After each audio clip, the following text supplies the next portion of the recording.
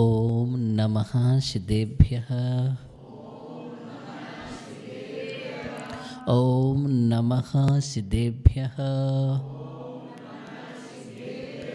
ओम नमः सिद्धेभ्यः। अनंत अनंत सिद्धे परमेष्टि भगवान के मूल लायक चिंतामणि पार्श्वनाथ भगवान के परम इष्ट शांतिनाथ भगवान के मुनश्योवर्तनाथ भगवान के नेमिनाथ भगवान के शशन नायक भगवान महावीर स्वामी के परम पूज्य आचार्य भगवान कुंद कुंद स्वामी के परम पूज्य आचार्य भगवान अमित गति स्वामी के परम पूज्य आचार्य भगवान गणाचार्य गुरुदेव विराग सगजी महामनराज के परम पूज्य आचार्य भगवान विशुद्ध सागर जी महामुनिराज की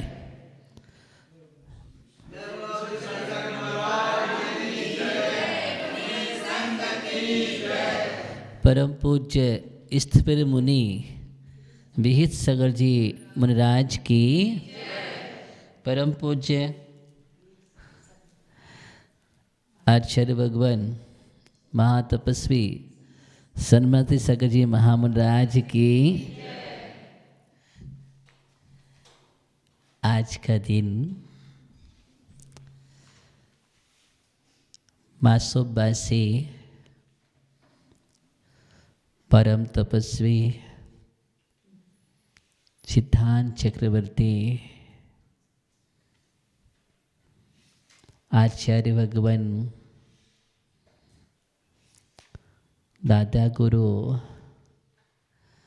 सन्मति सागर जी महाराज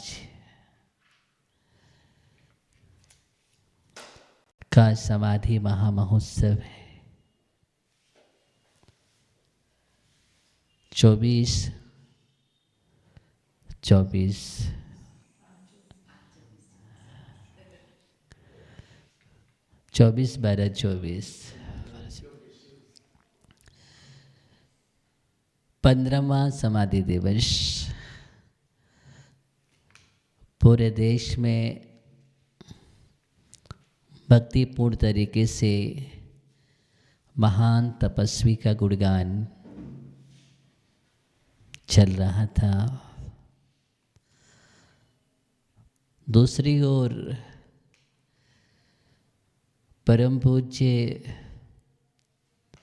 स्थिर मुनि विहित सागर जी मुनिराज आचार्य भगवान गुरुदेव के वह महान शिष्य गुरु भाई विहित सागर जी मुनिराज का आज 3:05 पर संलेखनापूर्ण समाधि हुई और वह महानात्मा रत्नत्रय का फल है। उस फल को आज उन्होंने प्राप्त किया। एक और तपस्वी सम्राट का समाधि दिवस और एक और ये भी तपस्वियों की श्रेणी में ऐसे अनन्य गुरु भक्त मुनि विहित सागर जी का समाधि निश्चित ही जीवन का लक्ष्य समाधि का वर्ण करना है। उन्होंने अभी चारों प्रकार का आहार त्याग कर दिया था। परसों 3 दिन का उपवास पूर्वक संलेखना समाधि हुई है। बहुत दिन से उनकी निरंतर साधना चल रही थी। वैसे ही उनका त्याग चल ही रहा था। थोड़ा ही हल्का आहार लेते थे और बहुत रसों का भी त्याग था उनका। बीच बीच में उपवास आदि भी निरंतर करते थे। मुनि विहित सगर जी को आज से नहीं, हम 30 वर्षों से बराबर, क्योंकि 28 जनवरी 1995 सागर मंगलगिरी पर हम लोगों के साथ में ही क्षुल्लक दीक्षा हुई थी। एक साथ क्षुल्लक दीक्षा गुरुदेव के कर कमलों से प्राप्त की। उसके पहले जब वो ब्रह्मचारी अनिल भैया थे और हम लोग साथ में मांगी तुंगे गजपंथा आदि की यात्रा करने गए थे, उस पश्चात प्रतीक्षा हुई। तब से निरंतर अच्छी तरह उनको जानते थे। उनका बहुत ही अच्छा सरल व्यक्तित्व, सहज और सेवा भावी, ये उनके बहुत अच्छे अच्छे गुण। क्षुल्लक दीक्षा 95 में हुई और 98 में मुनि दीक्षा भी मेरे साथ में हुई। उस समय चंबल संभाग भिंड बरासों जी ऐसे क्षेत्र पर एक साथ गुरुदेव ने ऐसा आश्चर्य करने वाली एक साथ 13 मुनि दीक्षा दी। और वो 13 मुनि दीक्षाओं के समूह में भी मुनि विहित सगर जी महाराज उस क्रम में 8 नंबर के क्रम में वह उनकी दीक्षा हुई। मेरे साथ 13 दीक्षा हुई थी।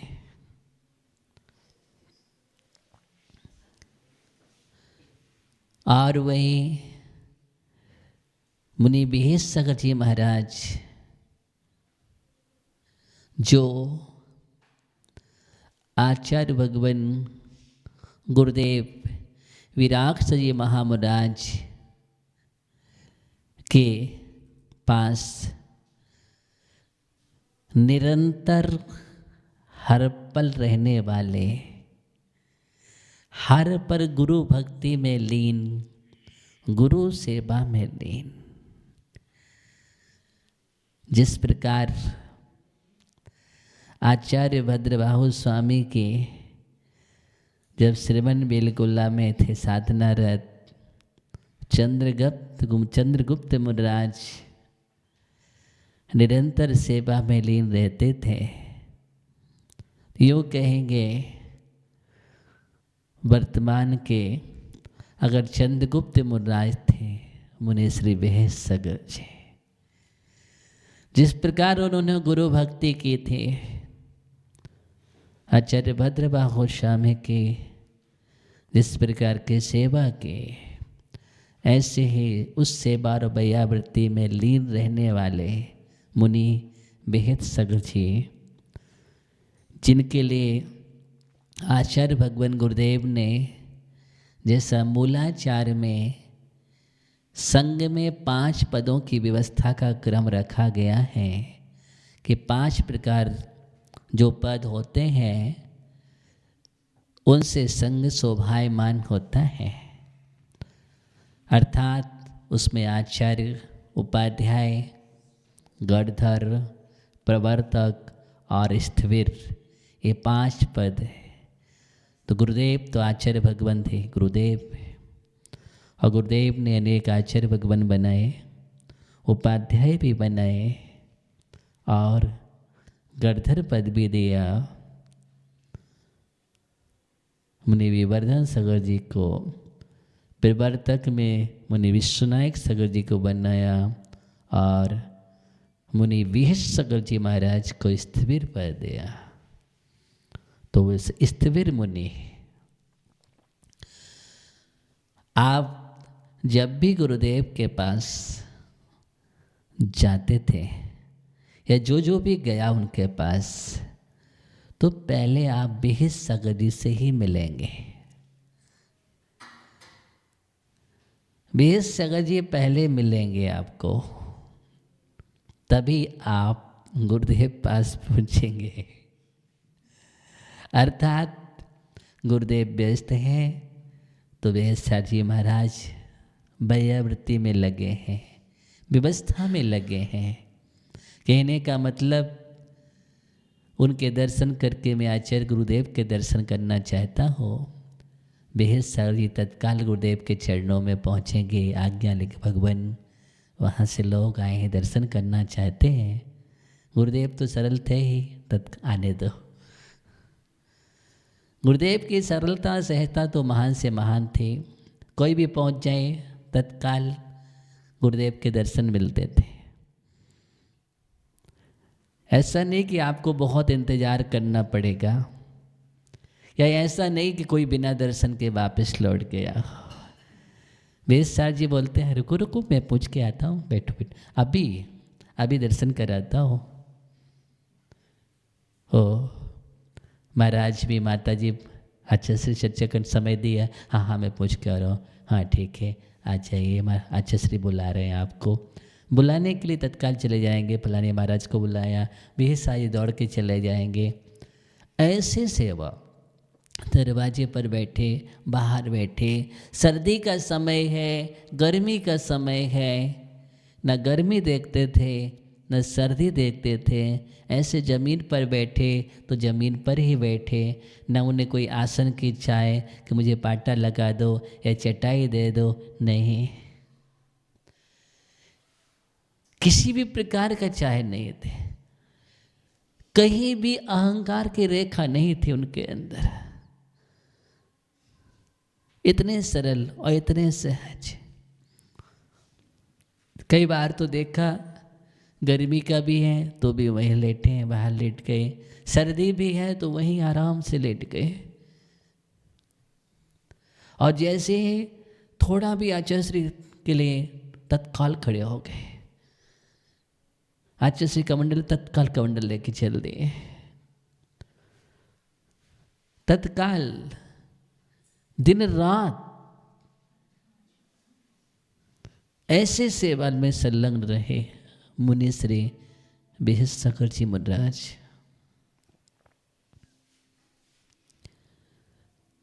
देखा है हम लोगों ने तो, और मैं ये कहता हूं ऐसी सेवा गुरु की कोई नहीं कर सकता। मतलब ऐसे गुरु भक्त जो निरपेक्ष, किसी प्रकार की चाह नहीं, आकांक्षा नहीं, कभी वैयावृत्ति नहीं कराते थे। वो वैयावृत्ति करने आएंगे, मना कर दो वैयावृत्ति, गुरुदेव की करिए, गुरुदेव की करिए, वो वैयावृत्ति नहीं कराते थे। स्वयं वैयावृत्ति करेंगे, गुरुदेव की चटाई का परिमार्जन करेंगे, छाएंगे, उठा के रखेंगे। गुरुदेव की चटाई कहाँ है, उनका बैग क्या है, पुस्तक का कहाँ शास्त्र रखना, क्या, सब कुछ ध्यान रखते थे। और गुरुदेव के शास्त्र प्रकाशन है, आपको देना है, खाली हाथ नहीं आएंगे, तत्काल लेके आएंगे, बैठो बैठो। मतलब इतने सुंदर और इतनी सरलता में आहार भी गुरुदेव के साथ ही जाते थे करने के लिए, बराबर बिना गुरु के नहीं। गुरुदेव के साथ में जाना है, बेहस अगर तो जाएंगे ही साथ में, बराबर वही खड़े हो जाएंगे। और मालूम कितने बिना और कितनी भक्ति थी उनकी, मैं आपको बतला दूँ। गुरुदेव पाटे पर बैठे चौके में, वो जमीन पर बैठ जाते थे, पाटे पर नहीं बैठते थे। जाएंगे जमीन पर बैठ जाएंगे, और गुरुदेव के साथ उसके पहले वो अंजलि छोड़ देंगे। हो गया उनका हार, बस थोड़ा सा लिया, हो गया।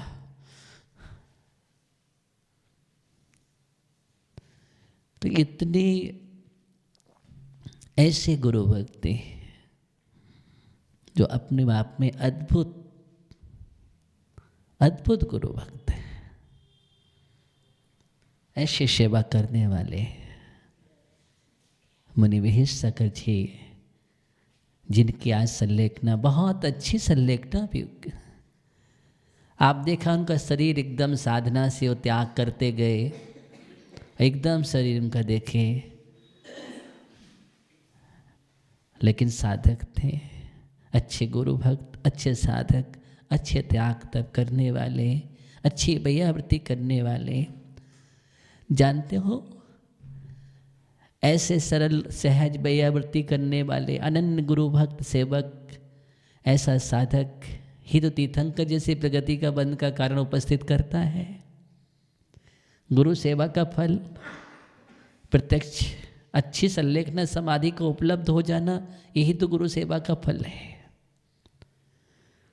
आगे तो मिलेगा ही, लेकिन वर्तमान में गुरु सेवा का फल क्या होता है? एक अच्छी संलेखना समाधि को प्राप्त कर लेना रत्नत्रय के साथ। अगर उनको शारीरिक पीड़ा है तो भी नहीं, कुछ नहीं लेंगे, न कुछ इलाज कराएंगे, नहीं कुछ नहीं कराएंगे। अपनी चर्या के पूरा चर्या का ध्यान रखेंगे। निरंतर संबोधन प्राप्त हो रहा था, हम लोग तो बराबर देख रहे थे, लगे वहाँ आचार्य भगवान विशुद्ध साजी महाराज जी का संग के पट्टाचार्य भगवान विशुद्ध सागर जी गुरुदेव का निरंतर संबोधन प्राप्त उनको हो रहा था, और उनके निर्यापकाचार्यत्व में ही उनकी समाधि संलेखना चल रही थी। और भी अन्य आचार्यों का संबोधन प्राप्त हुआ, मुनियों का संबोधन प्राप्त हुआ, पूरा संघ ही निरंतर, क्योंकि उनसे जो ऐसे आत्मीयता, पूरा संघ के ही आत्मीयता और सभी की आत्मीयता। तो ऐसे मुनि विहित सागर जी मुनिराज जो निरंतर सबको अच्छी अच्छी प्रेरणा भी देते थे। आप जाएंगे तो अच्छे समझाएंगे भी, मार्ग पर बढ़ने की भी प्रेरणा कि नहीं नहीं क्या कर रहे हो तुम, निकलो आगे बढ़ो, सब कुछ ऐसे प्रेरणा भी करते थे समय समय पर बराबर। तो ऐसे मुनिश्री का अद्भुत ही बहुत अच्छा व्यक्तित्व था, बहुत अच्छी सेवा और भक्ति, जिसको कहा गया है गुरु भक्ति किसे कहते हैं। और हम पढ़ते भी हैं, चूड़ामणि में बादीप सिंह स्वामी लिखते हैं, गुरु भक्ति सती मुक्ति क्षुद्रम किंबा न साधेत, त्रिलोके बोल रत्ने ने दुर्लभा किम तिसोत्कर।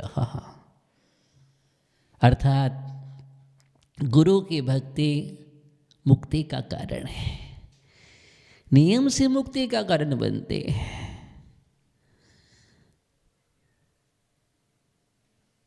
आज हम चंद्रगुप्त को जानते हैं, सम्राट चंद्रगुप्त पता है, अंतिम मुकुटबद्ध राजा हुए जिन्होंने दीक्षा ली, निर्गंध दीक्षा। वही चंद्रगुप्त सम्राट मौर्य आचार्य भद्रवत स्वामी के शिष्य, जो श्रवणबेलगोला में चंद्रगिरी पर्वत पर जहाँ पर गुफा बने हैं, और उनके भी वहीं आगे चल कर के चट्टान पर समाधि बने हुए हैं, उनके चरण बने हैं चंद्रगुप्त मुनिराज के भी, जहाँ पर गुरु सेवा की उसके फल का प्रभाव पता है सबको, कि जहाँ नगर नहीं था, कुछ नहीं था, लेकिन गुरु भक्ति के प्रभाव से देवों ने नगर बसा करके हार दिया, देवों ने नगर बसा करके हार दिया। ऐसे गुरु भक्ति के प्रभाव से, चंद्रगुप्त की गुरु भक्ति के प्रभाव से,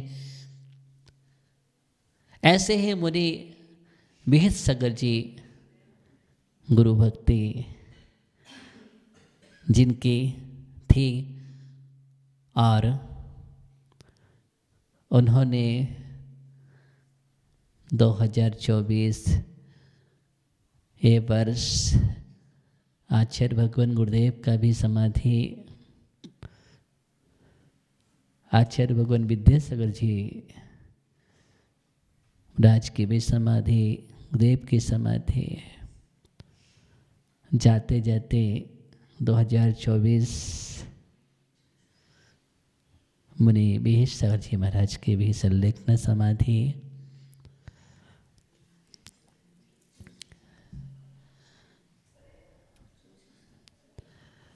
ऐसे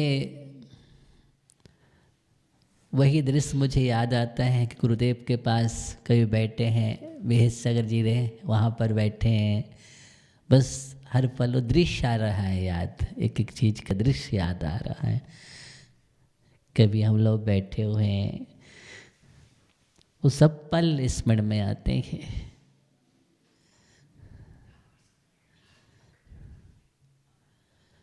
तो ऐसे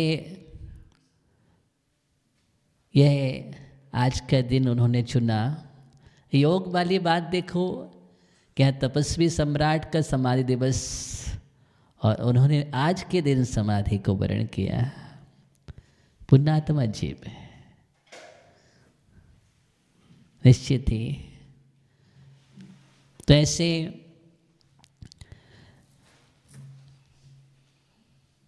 समाधि दिवस महोत्सव पर आचार्य भगवान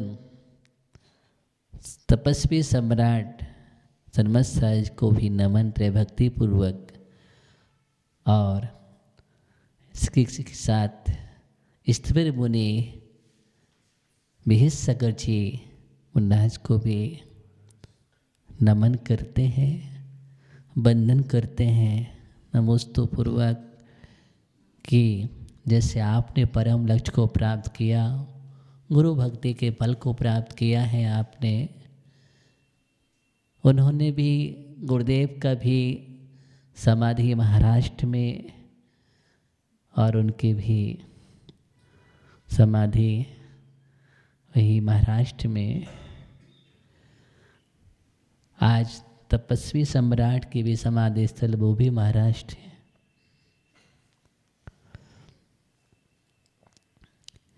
तो ऐसे तपस्वियों के चरणों में, मुराज के चरणों में वंदन करते हैं भक्तिपूर्वक, और भावना भाते हैं कि हम भी अपने जीवन में, हे गुरुदेव आप जहाँ भी हैं वो वरणाएँ निरंतर प्राप्त होते रहें, और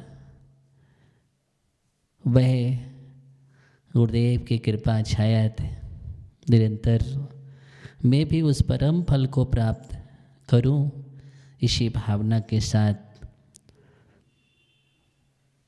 आचार्य भगवान तपस्वी सम्राट सन्मत जी के चरणों में नमन करता हुआ मुनि श्री विद्यासागर जी महाराज के चरणों में नमन करता हूँ, और भावना भाता हूँ कि मैं भी जैसे आपने श्रेष्ठ समाधि को प्राप्त किया है, मैं भी संलग्न समाधि को प्राप्त हूँ।